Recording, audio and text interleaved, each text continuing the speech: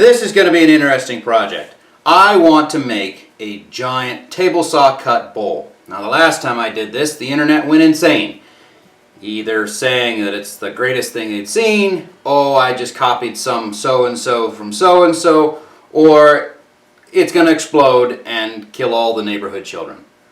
So this should be fun to find out what they do this time. What I've got is a big round. This one happens to be box elder. Somewhere in our channel we've got the video of cutting this and drying it. Here we go, ladies and gentlemen, it's proof that all the comments that said every piece will be destroyed. Like I say, internet's an awesome place full of people who are experts. It's just fine. I've got two of these. I'd like to turn them into big bowls. I don't like how thick they are. They're a little too thin.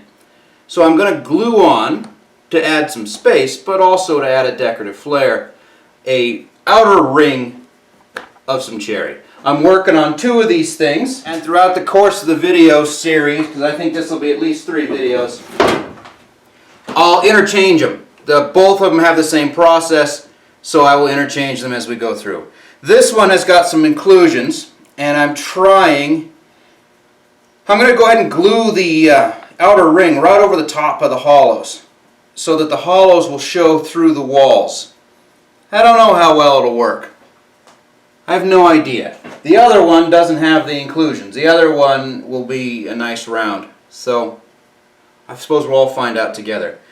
I'm going to stick them down with some 5-minute epoxy. There should be no need for clamps on this.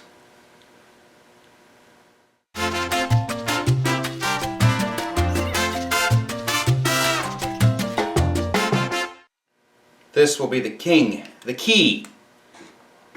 All other pieces will reference off this one.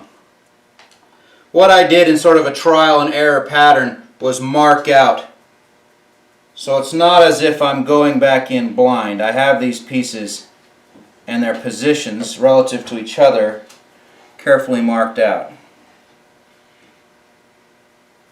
I hope.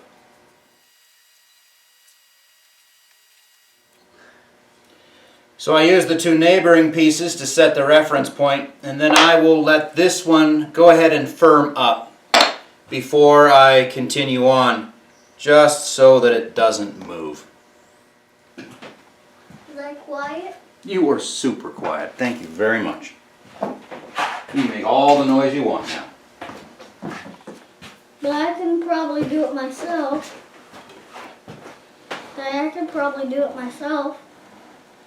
Could you? Mm-hmm. Because the pieces moved when I tried to clamp them, I just let them sit there under their own weight.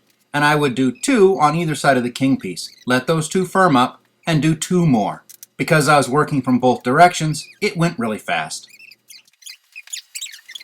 Now on this last piece, the key, I'm just going to fudge it a little bit.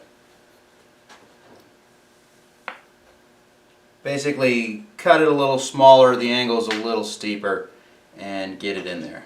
No one's going to notice. One very important change I made in my process since the last time I built these was to hog away the majority of the wood using a large Forstner bit in the drill press. This is still really, really slow, especially when you consider just how much I have this footage sped up. However, it's much faster than doing it 1/4 of an inch at a time all the way across the table saw. And by taking out most of this wood, rather than it being 15, 20 passes on the table saw like it would have been, it was 2. In the end, saving me hours upon hours of work. You could do this with a spade bit. You just gotta watch any bit with a long point. You remember you're going to have to dig those points out. They're going to leave little circles, little pimples, little dots in the bottom of your bowl. So you're going to have to cut that deep enough that those don't show. Using these Forstner bits, they have a very, very small pilot, and they take a lot of wood out at a time. It's just the best way. Well, there it is. I should have started closer to the edge, and now I haven't got enough meat, but whatever. That's going to dramatically speed up the process. Probably could have gone a touch deeper too, but remember, I got to dig out these pin points as well. It would be neat to lay out an entire drill pattern, maybe in a spiral, and you could actually sand and have this as your bottom. That would be pretty darn cool, I think. But it's not for today.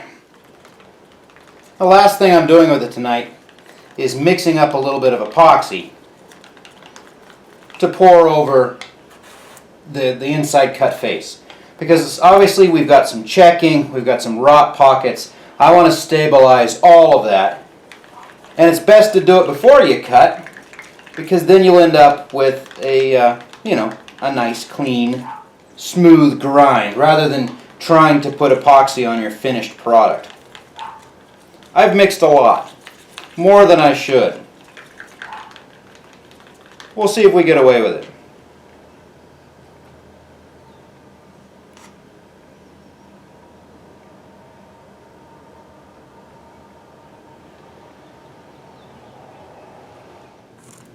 Because I already know this is going to leak out, I've made sure I've got places, I mean, I sealed the back, but I made sure that I've got places to set these where they can ooze and dribble.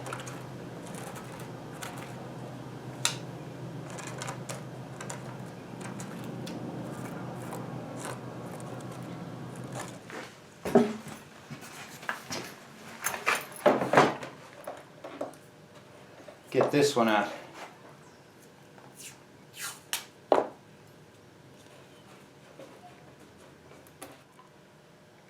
This board's got quite a bit more checking in it, and I would really like it if the epoxy could go down in there and fill up those checks.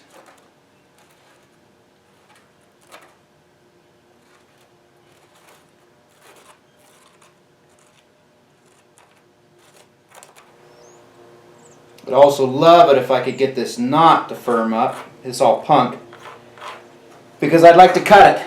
I'd like to have that knot exposed and not pop out on me.